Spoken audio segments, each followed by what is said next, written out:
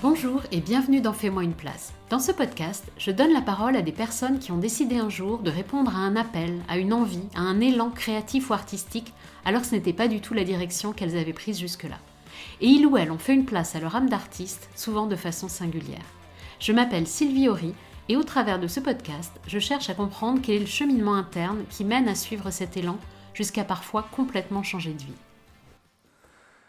Alors, l'atelier ici, pour l'instant, c'est la partie peinture. Donc là, c'est la préparation d'une exposition pour le stage où je vais partir dimanche, donc où j'ai 8 élèves. Donc en général, je prépare toujours des tableaux parce que ça va me servir après à Compiègne où je vais avoir une exposition, mais ça permet de montrer des exemples concrets aux élèves. Donc ça c'est sur le thème de la forêt, puisqu'on est dans la forêt et dans les cultures maraîchères, donc c'est là qu'il y a les navets, les radis. Et sinon, c'est la forêt, donc il y a une partie dans la forêt de Compiègne, et puis une grosse partie, c'est dans la forêt de Franche-Comté. Et donc, c'est tout des grands arbres, des sapins, des coupes de bois. Puis c'est aussi des petites visions de ce qu'on voit dans la forêt au détour d'une haie, au détour d'un buisson, avec les petits mûriers, avec les châtaignes, les choses comme ça, voilà. Toutes ces évocations-là. Et puis de l'autre côté, c'est les gouaches. Donc la gouache, en général, c'est plutôt le voyage. Donc là-haut, il y a tous les temples d'Angkor, le Mékong, une partie au Cambodge. Ça, c'était un tableau à l'île de Ré. Et puis, un très beau cerf de la forêt de Compiègne.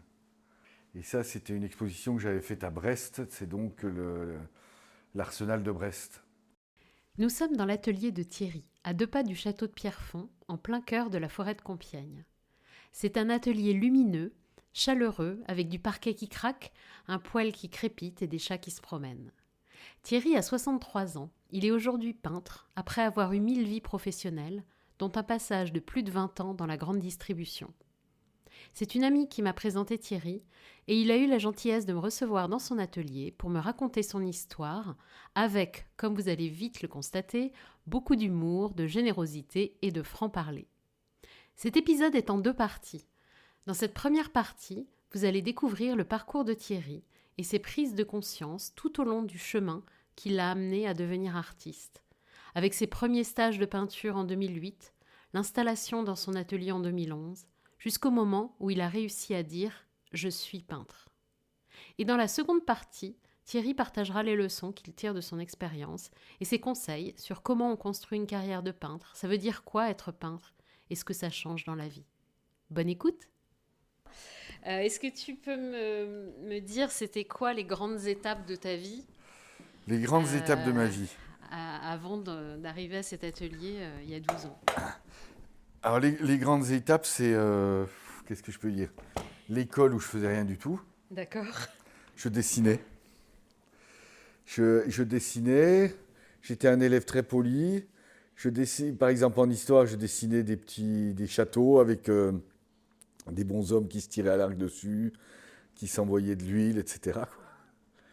Mais j'avais pas l'école. Et j'ai 2 frères et une sœur qui ont tous fait des études supérieures. Et toi? Donc moi, j'étais le mauvais. Et donc, je suis allé en centre d'apprentissage. T'as pas voulu faire de la peinture? Alors, je faisais déjà un peu de peinture, mais c'était, Pardon. les parents, ils disent, c'est pas un métier, quoi. Ah oui. Ils balayent ça directement, quoi. Donc, je suis allé en centre d'apprentissage. J'ai fait 2 années où j'ai fait aussi beaucoup de dessins. J'ai monté un club de dessin-peinture Apprentissage en quoi? en menuiserie. Ah oui, d'accord. Voilà. Et puis, à la sortie, évidemment, j'avais rien. Donc, mes parents, ils savaient pas trop quoi faire de moi. Et comme j'avais eu une conférence des Compagnons du Devoir du Tour de France, je me suis dit, il faudrait peut-être que je me sauve là-bas. Ça devient chaud pour moi dans la famille. Donc je suis allé, j'ai pu y rentrer. Donc j'y suis resté presque 4 ans. Et ça a été un élément fondateur, parce que c'est là que j'ai vraiment appris à comment on va dire, à me canaliser et à bosser fort, à bosser très fort. Ça j'ai jamais perdu ça. Il y avait un entraînement phénoménal et en fait très vite on a envie d'être bon, quoi. Il n'y a pas de meilleur, c'est d'être bon, quoi, d'être fort. Bah, c'est bien simple, hein. J'y suis rentré, 8 mois après, on était 5 à passer le CAP, qu'on avait tous loupé évidemment. Et 8 mois après, après être passé chez, enfin 8 mois après 8 mois chez les compagnons d'apprentissage, on s'est battu les 2 premières places de la faculté, enfin pas la faculté, de l'académie d'Aix-Marseille, quoi. On était, bon, c'est vrai qu'on a un peu copié en maths parce que C'était les maths. c'était pas notre truc, mais sinon on était très forts. On était devenus très forts. Après, je me suis installé artisan. Voilà, en rentrant, je me suis installé. Bon, il y a eu l'armée, puis après, je me suis installé artisan ébéniste. Donc là, j'y étais pendant 5 ans.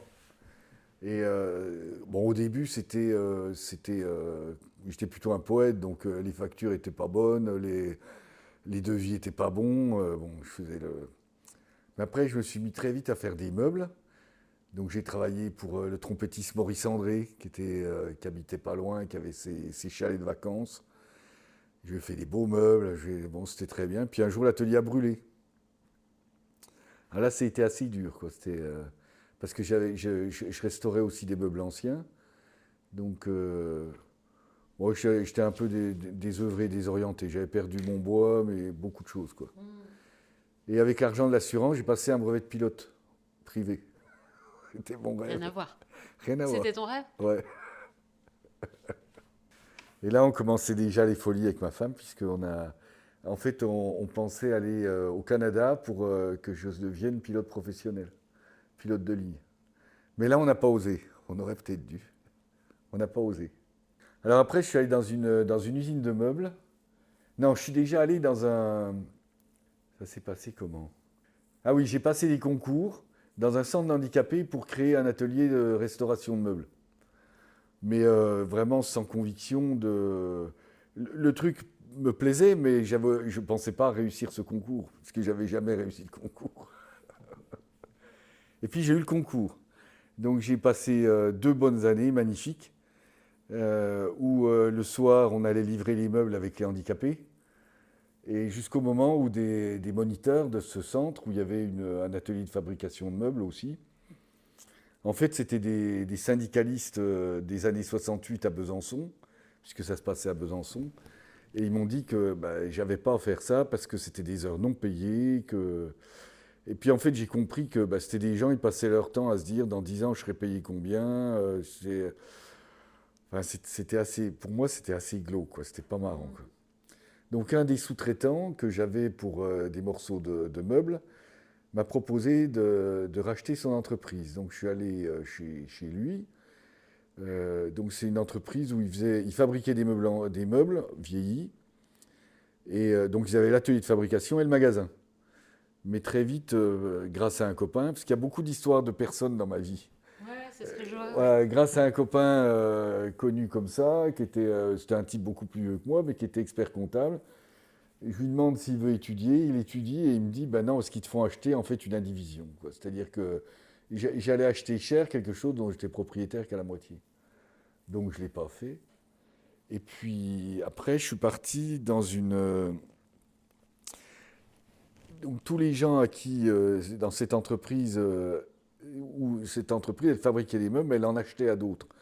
Donc c'était des producteurs avec qui j'étais en relation. Donc je suis allé chez eux, j'ai fait avec ma femme, on a pris la voiture, on a fait un genre de petit tour de France de ces fournisseurs pour voir lequel voudrait m'embaucher.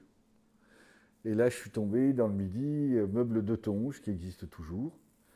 Et en fait, le patron de la boîte m'a dit, voilà, j'ai 120 personnes, j'ai une usine. Dans 6 mois, il y a un ingénieur informaticien qui arrive. Donc on est dans les années 87-88. Hein. On va mettre le stock dans un premier temps sur informatique et après on va mettre le reste de l'usine. Si tu me dis que tu sais faire du vélo, tu vas me le montrer. Il faut que dans 6 mois, tu connaisses l'usine par cœur. Et J'ai accepté. Donc Ok. mon beau-père m'a prêté sa caravane au début, pendant la période d'essai. Donc j'étais dans un camping, l'usine était à Valbonne vers Sophia Antipolis. Donc j'étais dans un camping à Valbonne et puis j'ai commencé comme ça. Puis 6 mois après, donc pendant 6 mois, j'ai fait tous les postes dans l'usine, j'ai pris des notes à tous les niveaux, j'ai fait bon voilà. Et puis au bout de 6 mois, l'ingénieur informaticien est arrivé. Et au début, on s'est beaucoup engueulé parce qu'il ne parlait pas du tout comme moi. Il n'avait pas l'air bien méchant, mais il n'était pas gentil, quoi. Ouais. Et donc, moi, il me demandait plein de trucs sur la technique, tout ça, mais il ne m'expliquait rien de son informatique. Un portable, c'était 2 machines à laver à l'époque. Hein. Et le langage, il n'y avait pas bonjour, heureux de te voir. Hein, et alors, comme il ne m'expliquait rien, alors, en gros, il me disait il y a les nomenclatures, les ensembles, les sous-ensembles. Voilà, le sous-ensemble, c'est la porte. Qu'est-ce qu'il y a dans une porte, Thierry? Donc, moi, je devais lui mettre les plans, tout ce qu'il y avait dans les portes et tout. Mais il fallait que je comprenne plus. Moi, déjà, dans mon métier d'artisan, je m'étais battu pour ne pas être embêté par personne et faire des beaux trucs. Donc là, il fallait que je comprenne. Donc, le soir, j'allais sur l'ordinateur. Et des fois, ça plantait. Et le matin, il ne comprenait pas pourquoi c'était planté.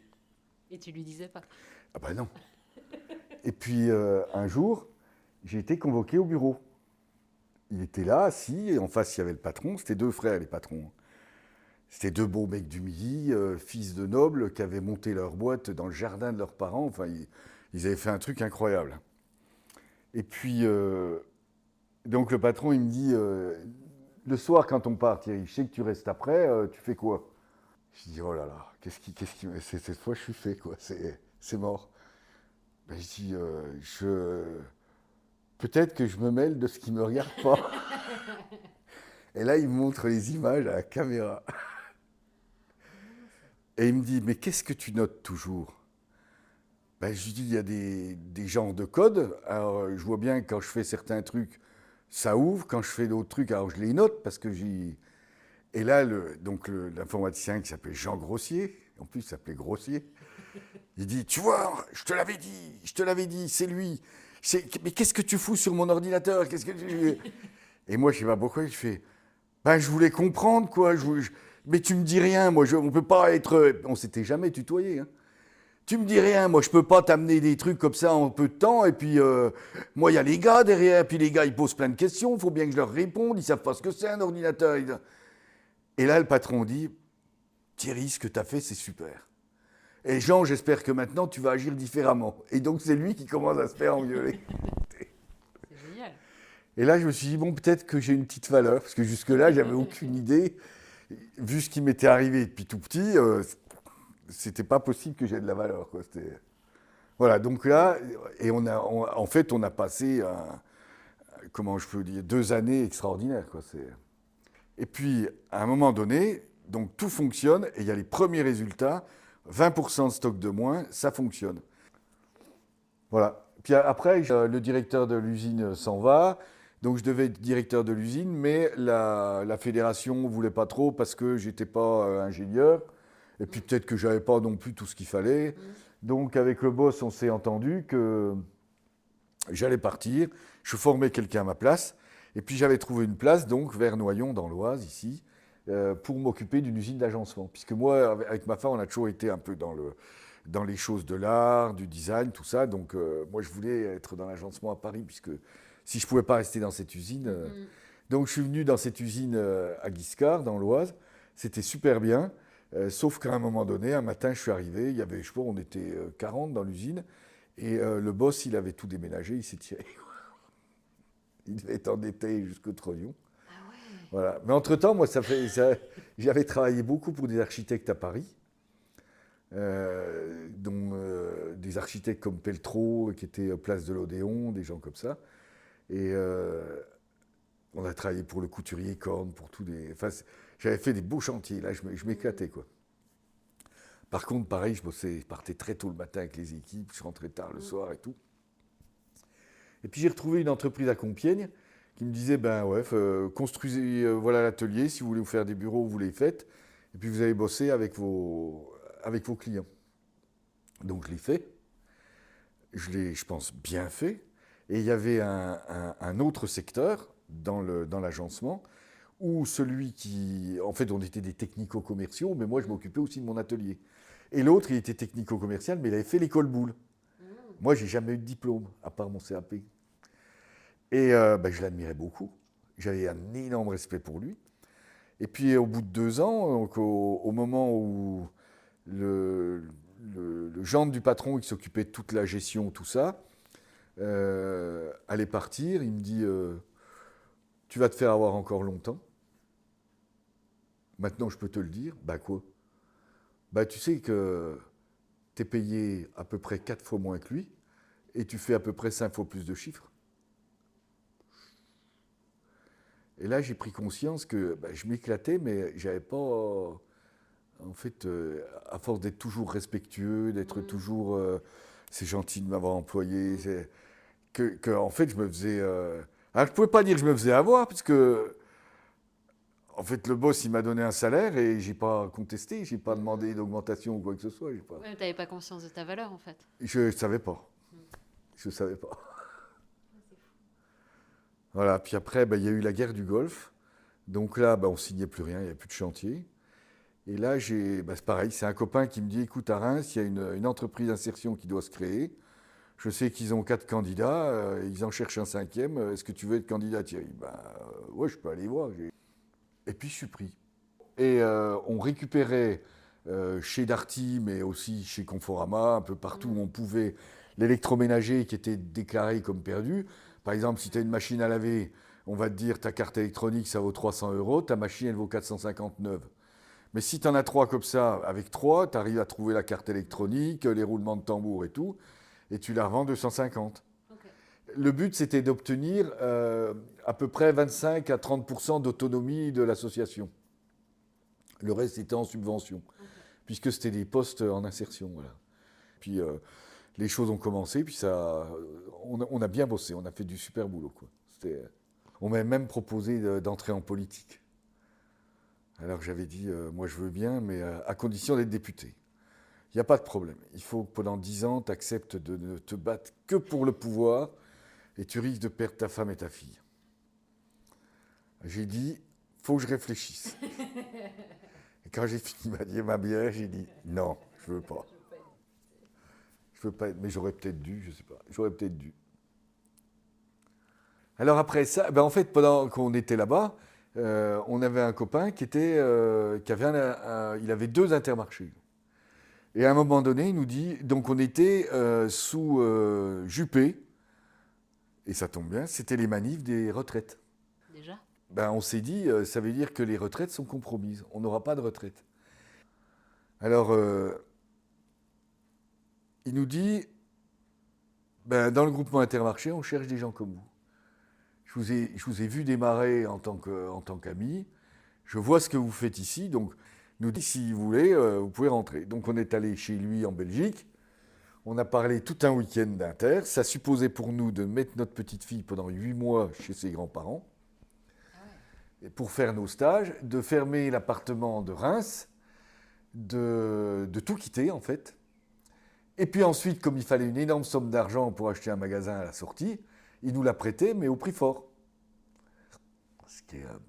Ça peut se comprendre, parce que personne ne fait ça, quoi. Et on a dit banco. Mais qu'est-ce qui te plaisait dans la grande distribution? Rien, ça allait faire ma retraite. Ben, c'est comme ça qu'on est arrivé à l'Inter, dans la région de Compiègne, à Moivillers. Et puis au bout d'1 an et demi, on a acheté le magasin. Et après, on y a été pendant 24 ans.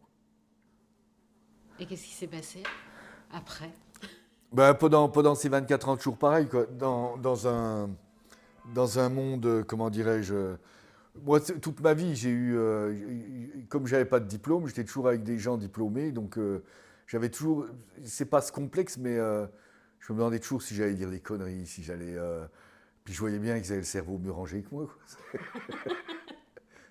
Mais je bouquinais tout ça, j'apprenais plein de choses, mais malgré tout, j'avais toujours un peu ce complexe-là, quoi. Enfin, c'était pas un complexe, c'était... J'essayais toujours de comprendre si ça allait bien dans ce que je faisais, si je comprenais à peu près bien. C'était une remise en cause tout le temps. Ben là, par exemple, à Paris, j'étais avec des grands architectes, des super décorateurs, des artisans d'exception. C'était toujours de me cultiver, de chercher dans les bouquins, pour avoir des références, pour faire genre, quoi. Voilà. Puis chez Inter, ben, c'est arrivé dans un monde complètement différent. Là, c'était le monde du business, c'était vraiment... Mais ça m'a beaucoup plu, ça m'a passionné. Déjà, tout ce qui était produit, ça m'a passionné. Et puis, il y avait aussi l'histoire d'exister, d'avoir un statut, d'être quelque chose. Il y a eu deux époques. Il y a eu une époque où c'était pour exister, avoir un statut par rapport aux frères et sœurs, la famille. Je voyais plus personne de la famille. Ou très rarement, parce que j'étais le rien. Hein. On était toujours raillés avec ma femme. On était les petits, quoi.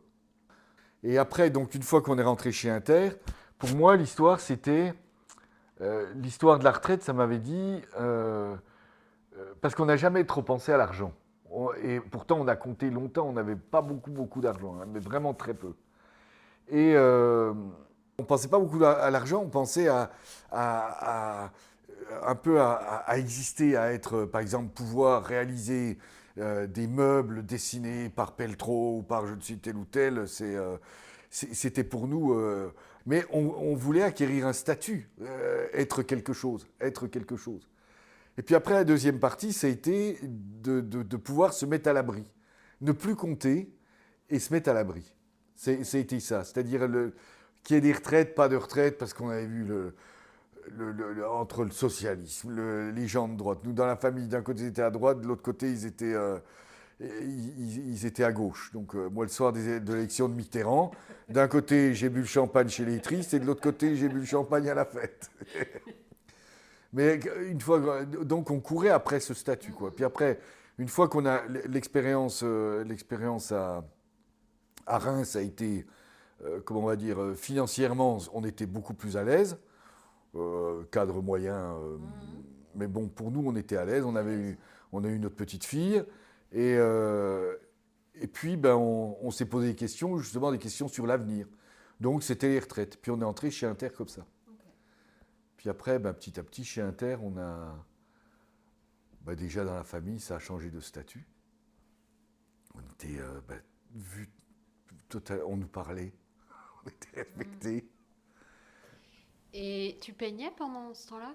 Ben, beaucoup de croquis. Et puis, une fois qu'on était chez Inter, donc là, on avait acheté une petite maison là, par là-bas. Et j'avais fait un atelier où je recommençais à peindre petit à petit.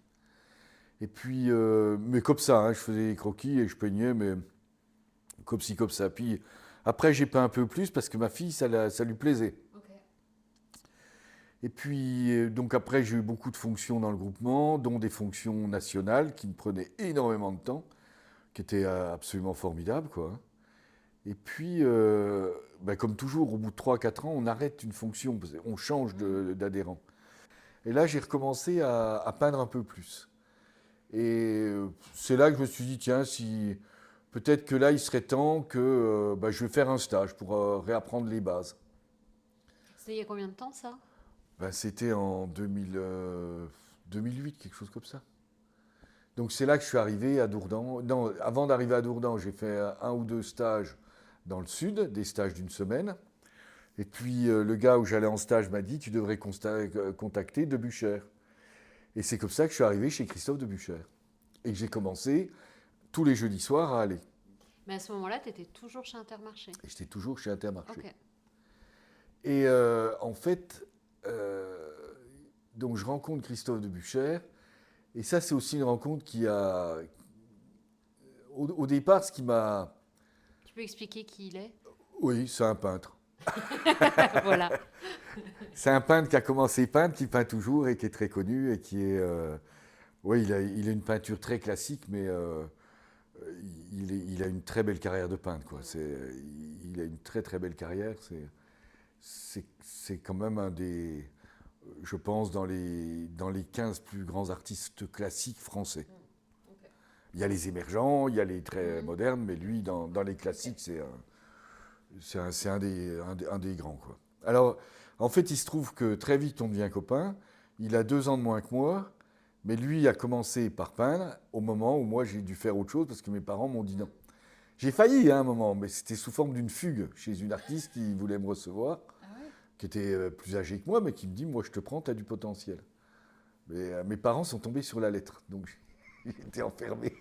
Ah mince, ça s'est joué à rien, en fait. Ça s'est joué à rien, mais je ne sais pas ce que c'est. Voilà. Je sais pas si... Mais en tout cas, donc, avec Christophe, on a beaucoup parlé de lui, de sa vie de peintre, par rapport à moi, ma vie, tout ça. J'en dirais une chose, c'est qu'il y a une chose dont je suis sûr, c'est que si on est mordu d'art et qu'on veut faire quelque chose de fort, il faut le faire jeune.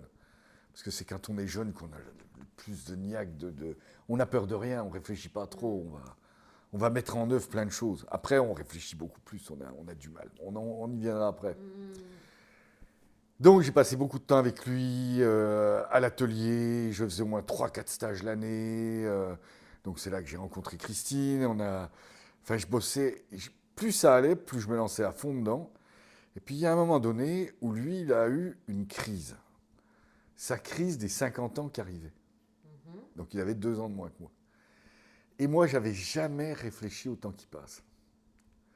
J'avais toujours réfléchi en termes d'objectifs, de résultats, de bonheur, de choses comme ça. Mais parce que pendant des années, on n'a pas pensé aux vacances, on n'a pensé à rien de tout ça. Déjà, on n'avait pas trop les moyens. Donc là, on commençait à pouvoir partir en vacances, à pouvoir voyager. Donc ça doit être en 2004 qu'on a fait notre premier voyage en avion, quoi. Malgré que j'étais pilote privé. Hein. C'est vrai, j'avais oublié ce détail. Mais donc, et quand il a eu cette crise qui arrivait de ses 50 ans qui allait venir, moi, j'allais avoir 50 ans. Et là, ça m'a posé vraiment de grosses questions. Et puis, les choses ont avancé. Donc, j'ai commencé en faisant beaucoup de stages avec lui, un jour, il m'a dit, Thierry, moi, les débutants, je vois que tu t'en occupes beaucoup. J'ai toujours été assez généreux avec les autres. C'était comme ça. C'est dans la transmission. C'est dans la transmission, c'est dans ma nature. Donc, il m'a dit, si tu veux, tu vas faire un stage de débutant. Donc j'ai commencé à faire un stage débutant, j'ai fait 1 semaine, puis après j'en ai fait 2 semaines, puis après j'en ai fait un dans le Gers. Il y a des années où j'en ai fait 5, peut-être 5 semaines. Où tu formais, on est Voilà, où je formais. Et puis en même temps, je continuais les cours avec lui, puis j'ai commencé à faire des expositions. Et ça a commencé à bien marcher, quoi. C'était vraiment bien. Et puis, il a passé encore quelques années. Puis après, nous, dans le magasin, on devait... Parce que dans la distribution, tous les 5-8 ans, on doit réinvestir. Ça s'use très vite. Les clients ne sont pas très respectueux du mobilier et tout ça. Donc, il faut... Ou alors, on a un vieux truc, quoi. Donc, il fallait c'était vers l'âge de 56 ans, quoi. Il fallait qu'on réfléchisse avec la fin à ce qu'on allait faire. Et puis on s'est dit que on avait de quoi vivre, on n'est pas des gens, comment je veux dire, moi j'adore cuisiner, ma femme aime bien faire le jardin, on aime bien voyager, mais on n'est pas grand hôtel, on n'est pas... D'ailleurs ça m'emmerde les gens qui se changent 4 fois par jour. Je déconne, mais... Enfin c'est pas notre truc, chacun dit ce qu'il veut, mais c'est pas notre truc. Et puis on s'est dit, peut-être qu'on va... Donc réinvestir, ça voulait dire qu'on en reprenait pour 10 ans. Et puis la peinture commençait à bien marcher. Et en plus, on avait donc acheté ici à Pierrefonds, donc on était vraiment très, très bien. Et là, on a mis en vente. Parce que je savais que ça allait être long à vendre. Voilà, et là, on a vendu le magasin. Il est parti en... je ne sais plus, en 18 ou 19, quelque chose comme ça, en 18 peut-être, 2018. Okay. Voilà. Et là, c'était le changement. Tu m'as parlé, quand on a préparé l'interview, d'une pendule qui marche à l'envers. C'était à oui, ce moment-là? Elle est là. Elle est là. Elle est où? Eh bien oui, parce que Danielle, c'est une élève. Ah, c'est elle? Voilà, c'est une élève à Christophe de Buchères, avec qui on a fait beaucoup de choses ensemble. Et puis du coup, moi, avec son histoire, ça m'a fait aussi une petite déprime. Et puis un jour, elle me dit, toi Thierry, tu ris tout le temps, tu es tout le temps à nous faire des blagues, tu es tout le temps à mettre de l'ambiance, tu peux pas être comme ça déprimé. Alors voilà, je t'ai fait un cadeau. Alors quand j'ai ouvert, je dis, mais elle ne marche pas ce horloge. Elle dit, si, tu vas voir, c'est toi qui vas savoir maintenant si tu vis ou si tu décomptes. Génial. Ah oui, c'était un choc violent. Ah oui, mais elle est... Voilà. Elle marche vraiment à l'envers. Elle marche vraiment à l'envers. Et donc tu t'es dit... Je me suis dit, non, c'est pas dans mon tempérament de décompter. Elle a raison. Donc les nuages noirs sont partis. Et puis j'ai rattaqué de plus belle. Et donc là, on est en 2018. Enfin, quand ouais, on est en 2018, 2019. Ouais, c'est ces années-là. Ok. Et donc là, tu fais quoi? Eh bien là, je fais des expositions. J'étais allé aussi vers Ronan Ollier, qui est le peintre des gouaches. Donc en fait, si je reviens, là tu te dis, je vais devenir peintre à temps plein. Pour de vrai. Alors, Mon métier. C'est quoi, en fait, que tu t'es dit? ça faisait un moment Bah oui. où j'allais faire mes stages. Ouais. Il y avait un gars qui était de Lyon, d'ailleurs, qui avait un... Lui, il était dans les énergies, dans tout ça. Mhm. Et il avait eu son cabinet à Lyon, et puis là, il était avec sa femme, qui était une ancienne pilote de ligne, et ils avaient un domaine où ils recevaient pour les stages. Et lui, il me dit, Thierry, toi, tu veux faire quoi maintenant? Alors, si tu vas un peu mieux comme ça, tu veux faire quoi? Et moi, je lui dis, ben, je voudrais être peintre. Donc, ça faisait plusieurs années que je faisais des stages chez lui, donc comme professeur. Et il se lève et il me dit, non, enlève cette phrase de toi et tu te dis, je suis peintre. Puis il s'en va. Et c'est là que tu t'es dit, je suis peintre? Bah, je suis rentré chez moi en me disant, je suis peintre. Voilà. Et donc, ça, c'était quand? Oh, c'était peut-être en 2016 quand on se posait plein de questions. On vend pas, on continue, Voilà, c'est on ça. continue pas, ouais, d'accord. Mais en fait, moi, j'avais déjà, c'était plus une question d'argent. Je savais qu'avec le magasin, on avait de quoi être à l'abri de ce qu'on avait besoin. Mais moi, j'ai toujours appris à réagir si demain tout s'arrête. Parce que dans ces trucs-là, par exemple dans la distribution, on peut être bouffé d'un seul coup. Une valeur aujourd'hui n'existe plus demain. On peut avoir, parce que plein de gens disent ah ça gagne, ça gagne, ça gagne, mais ils savent pas qu'on peut perdre en 2 mois quoi. C'est quelque chose qui est jamais dit. Alors moi je fonctionne toujours en me disant ben si, par exemple toute ma vie je me suis dit de toute façon s'il y a un gros problème je peux retourner ébéniste. Je perds pas la main.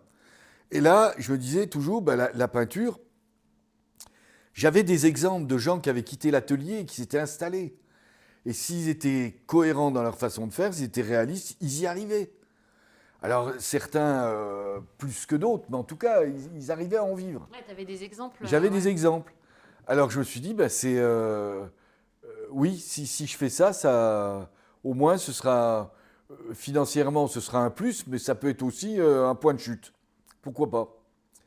Donc ça, c'est pour la partie matérielle. Après, il y a la partie personnelle. C'est ben avec l'âge, moi, par exemple, le retour dans la famille, quand je te disais tout à l'heure, avec une certaine ironie, on nous reparlait. J'étais un peu l'enfant prodige. On dit prodigue ou prodige? Je sais jamais.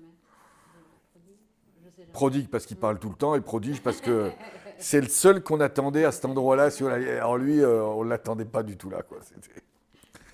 Et alors, quand j'ai vu finalement, comme j'ai dû parler devant beaucoup de gens, comme j'ai fait des choses que j'aurais jamais de ma vie pensé faire, et que j'ai pas vraiment d'ego, c'est-à-dire j'arrive pas à être fier de moi, j'arrive pas à être...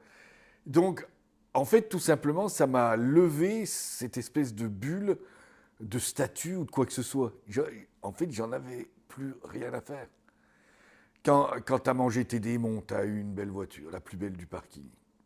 Toi, tu es content, mais tu te rends compte que s'il y en a qui se réjouissent pour toi, il y en a beaucoup, ça leur fait une amertume. Tu as une super place avec un grand magasin. Toi, tu es content quand quelqu'un réussit. Ben non, si tu regardes bien, les autres ne sont pas trop contents. Ils sont plutôt jaloux. Pourquoi lui et pas moi Donc tu découvres l'espèce humaine. Après, même à un moment, chez Inter, je me suis présenté aux élections, j'ai été conseiller prud'homal. Ça veut dire que j'ai été juge pendant 7 ans. Un type comme moi qui n'a jamais fait d'études, jamais fait de droit. Mais comme j'ai toujours beaucoup délégué et je me suis toujours beaucoup appuyé sur les gens qui avaient du savoir. Le pire conseiller syndical qu'on avait, c'est devenu mon copain. Et c'était mon conseiller pour savoir quels articles ils allaient nous opposer au lieu de chercher comme un con. Voilà. Toi, Jean-Yves, quels articles tu vas nous mettre en face? Est-ce qu'on a des chances dans cette affaire? Et on est toujours amis. On est toujours amis. Voilà, donc ça m'a appris beaucoup de choses sur l'humanité. Et donc, c'est comme ça qu'à un moment donné, eh ben, je me suis dit, ouais, je peux faire le peintre. Je peux faire le peintre. C'était, en fait, c'est quelque chose que je n'avais pas fait petit. Et dans mes stages, 90% des stagiaires, en général, ce pas des tout jeunes, mais même les plus jeunes disent, ils ont tous la même histoire. Je voulais faire ça, mes parents ont dit qu'il ne fallait pas, c'était pas un métier. 90%, ouais. Ah ouais, ouais, ouais. Alors, alors, alors du coup, ben moi, en fait, comme je me suis dit, de toute façon, j'aime toujours le faire. J'étais dans cet atelier, à cette place-là, hein, avant. J'y peignais, je faisais au moins 5 tableaux par semaine. C'est-à-dire tous les jours, tous les jours, tous les jours, je peignais. On s'organisait avec ma femme. Une journée ou 2 journées par semaine, j'avais mes rendez-vous à l'Inter. Sinon, j'étais en lien permanent avec ma directrice des opérations. Et comme ça, je pouvais me libérer 4-5 jours par semaine. Là, on avait monté d'un cran dans la suite, quoi. Ouais. Et quand tu as arrêté, du coup, Inter, comment tu as construit ta carrière de peintre, en fait? Enfin, qu'est-ce qui a changé? Alors là, il y a des choses qui ont changé. Parce que, en fait, je m'étais rendu compte que, déjà dans le monde de l'art, c'est une bataille comme dans tous les métiers. Un bon peintre n'aime pas avoir des concurrents. Donc, s'il voit quelqu'un à la tête qui lève un peu, ça ne lui plaît pas forcément.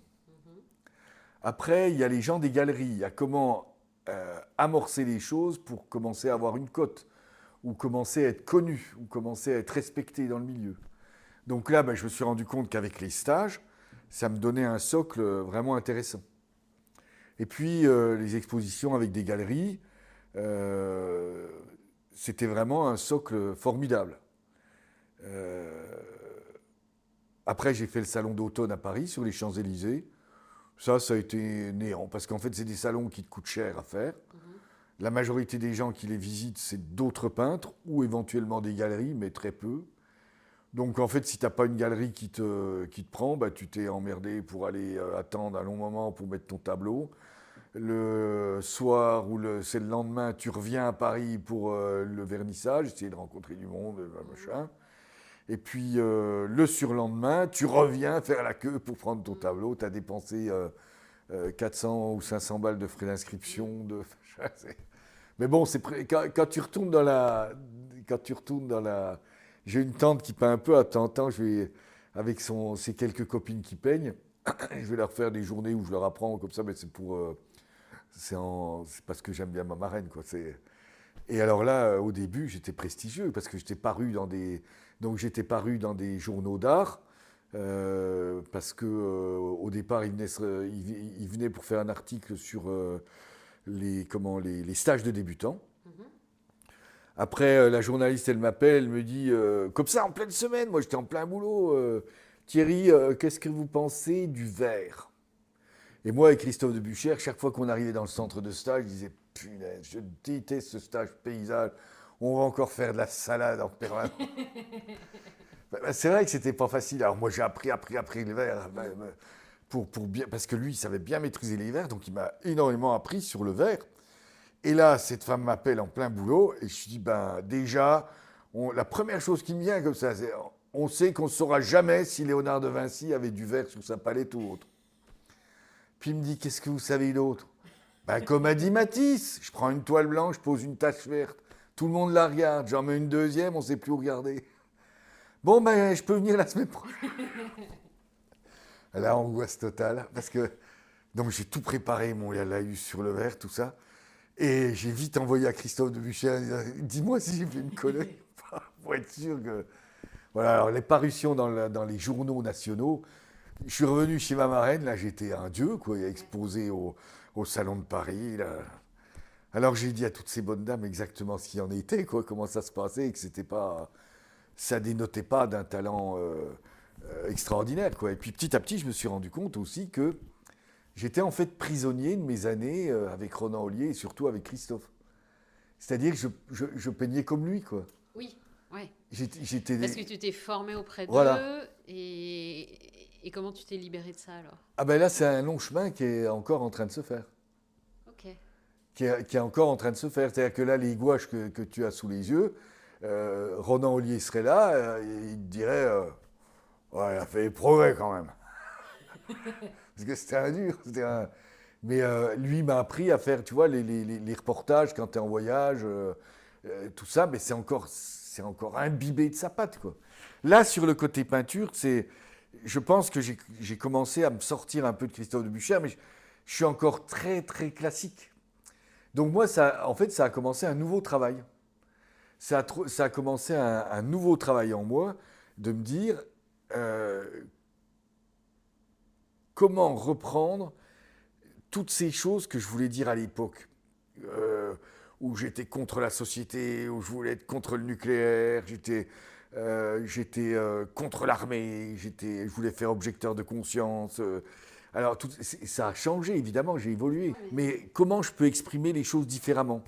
Et je me suis rendu compte, par exemple, dans cette démarche, qu'il était temps que je quitte Inter, parce qu'un jour, j'ai dû aller pour des négociations, et je me suis dit, mais vraiment, ça commence à m'ennuyer, quoi. Autant j'ai été passionné, autant... Parce que je me suis rendu compte qu'il se passait quelque chose en moi. C'est-à-dire que toute la partie, la partie énergie d'y arriver, l'acharnement comme ça dans la vie pour gagner quelque chose, eh ben, petit à petit, Christophe, il m'avait dit, tu ne regarderas plus jamais les choses comme avant. Alors en termes de couleur, en termes de contraste, en termes de tout ça, mais en fait, ça entrouvre la porte à des champs de sensibilité qu'on n'a plus l'habitude. C'est-à-dire, moi, je me suis rendu compte que le champ de sensibilité humaine, je l'avais toujours eu en moi. C'est-à-dire que même quelqu'un qui pouvait me traiter mal, je pensais toujours qu'il y avait quelque chose de bien en lui, quoi. Je pouvais pardonner, Et ça, j'ai toujours gardé. Mais pour le reste des choses, dans les comportements, et puis par rapport à moi, petit à petit est entrée une sensibilité. Jusqu'au jour où j'ai eu une larme. Je ne me rappelle plus avoir eu une larme. Depuis longtemps, tu veux dire? Ah oui, je ne me rappelle plus la dernière fois où j'avais eu une larme. Et petit à petit, avec la peinture, il y a des choses qui sont arrivées comme ça, qui sont une sensibilité différente, Et du coup, c'est intéressant ce que tu dis. Est-ce que tu arrives à te détacher de tes maîtres et puis le message que tu veux faire, que tu avais envie de faire passer, les choses que tu avais en toi? Tu as commencé par quoi en fait? Est-ce que tu t'es dit je bosse la technique à fond ou est-ce que tu t'es dit j'ai des choses à faire passer, j'essaye de les faire passer? Non, technique. Technique? Et c'était mes études que j'ai jamais faites. Là, je voulais faire des études. Ok. Et là, je voyais encore un article, c'est Charlotte Rampling, qui expose pour la première fois les peintures qu'elle fait depuis très longtemps. Et elle a rencontré, dans l'article, c'est dit sommairement, elle a rencontré une fois Soulage, qui lui a dit « Surtout, ne va pas faire de cours de dessin et de peinture. Fie-toi à ton instinct. » Donc ça, c'est toute la peinture, c'est tout le grand débat de l'art moderne et de la peinture. L'art ne s'apprend pas. Alors c'est vrai.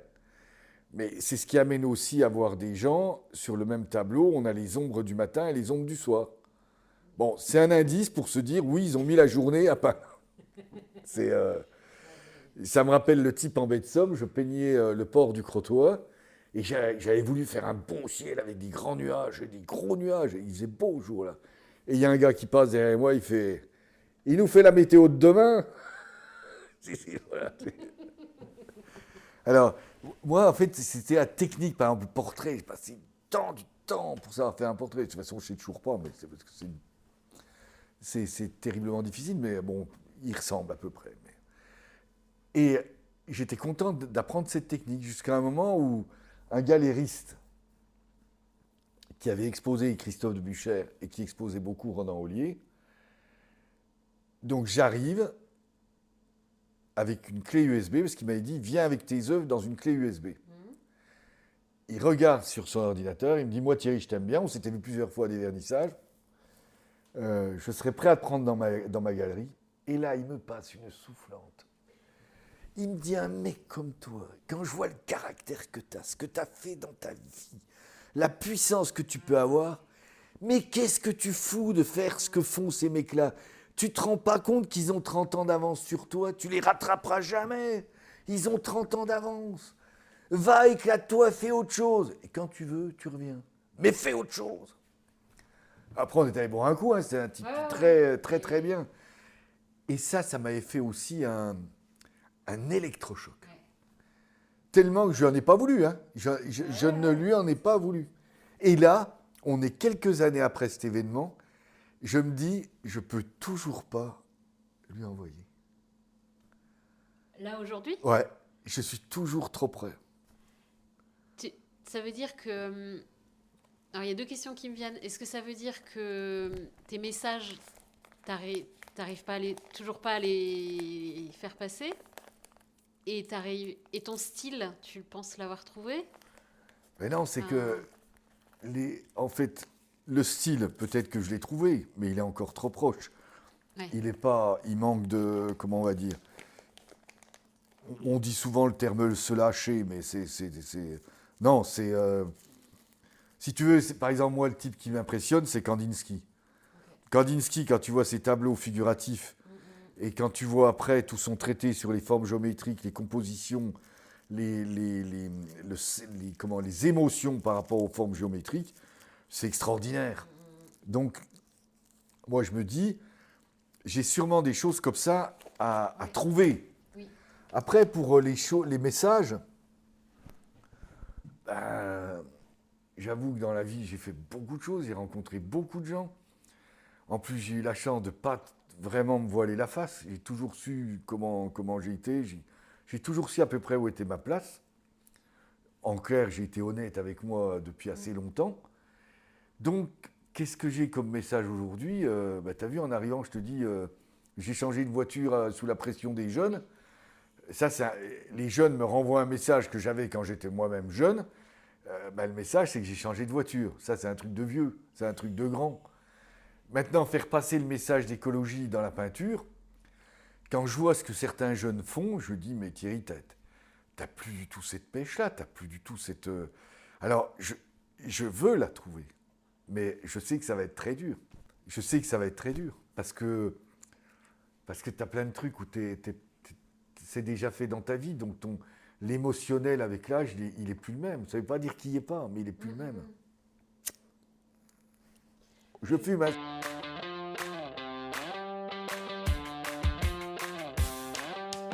Merci d'avoir écouté la première partie de cet épisode.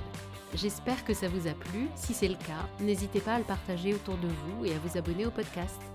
Vous pouvez aussi me laisser un message sur le compte Instagram Fais-moi une place podcast. Vous pouvez retrouver tout l'univers de Thierry sur son compte Instagram thierrybloch.art et je vous mets les coordonnées de sa page Facebook et de son site dans la description de l'épisode. Avant de partir, je vous laisse avec Thierry pour terminer la visite de son atelier. À très vite pour la suite.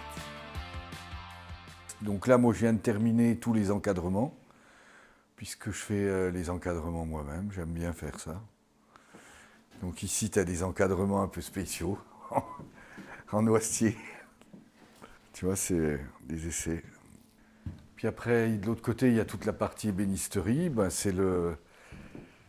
Ici, c'est là que les derniers travaux, c'était les boîtes, les séries de boîtes pour ma fille, pour son salon. Donc ça, c'est la scie d'encadrement, c'est la table d'encadrement. Ici, il y a toute la partie teinte et le chantournage. Donc ça, c'est issu de la maquette, mais c'est avec ça qu'on va faire aussi les calèches. Ça, c'est des oiseaux en pâte à papier. Donc ça, je réalise aussi la première fois que j'ai fait ça, c'était un arbre à oiseaux pour mon petit-fils, avec tous les oiseaux du jardin, pour qu'il puisse les reconnaître, avec les petites étiquettes. Génial. Voilà. Et ça, c'est un petit mobile parce qu'on va à la pêche ensemble. Donc c'est tous les poissons de l'étang. La tanche, le brochet, le gardon, la carpe, le cendre. Enfin voilà, ils sont tous là. Donc ça, c'est un petit manège que je lui ai fait quand il était enfant. C'était une boule pour les premières boumes de ma fille. Alors dessus, j'ai greffé, ça tourne. Alors il regarde ces petits oiseaux, il regarde ces... Puis là, c'était pour me moquer de la marine, c'est un brochet sous-marin. C'est pareil, c'est fait en pâte à papier. Puis là, on est dans la cave, donc il y a une partie de la bibliothèque qui me sert assez fréquemment. Il y a tous les petites choses en télécommande qui étaient à moi, puis c'est maintenant au petit-fils.